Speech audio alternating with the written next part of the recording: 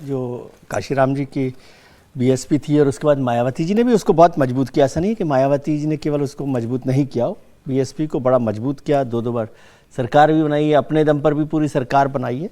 लेकिन मायावती जी उस पूरी पार्टी को और सिस्टम को अपने नियंत्रण में रखना चाहती हैं।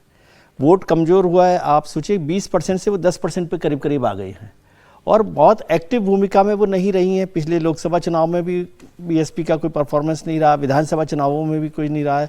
बल्कि पिछले ज़माने में यदि आप याद करें तो बीएसपी उत्तर प्रदेश के अलावा राजस्थान में, मध्य प्रदेश में, इवन आंध्र प्रदेश जैसे जगहों पर भी, छत्तीसगढ़ में सब जगह उनका कुछ कुछ काम, पंजाब में भी अच्छा था। पंजाब में तो होता था क्योंकि पंजाब से तो काशीराम जी ने शुरू किया था उस संगठन। राजस्थान में वही मैं कह रहा हूँ, राजस्थान में 5-5 एमएलए उनके रहे, लेकिन वो लगातार कम होता रहा। बहुत सारी चर्चाएं हुई कि मायावती जी क्यों चुप होती जा रही हैं। वो दूसरों को तो चुप करके रखती हैं, लेकिन पिछले दिनों में वो खुद भी काफ़ी चुप रही हैं और इनएक्टिव तौर पर रही हैं। उसकी भी बहुत सारी बातें होती रही हैं, लेकिन ये सच है कि मायावती जी को कोई दूसरा लीडर संगठन में उनके ऊपर या चर्चा में पसंद नहीं है। वो संगठन को अपने हिसाब से चलाना चाहती हैं। जैसे रुचि जी ने भी जिक्र किया कि वो मंच पर अकेले होते हैं, उनके कमरे में भी एक ही कुर्सी होती है।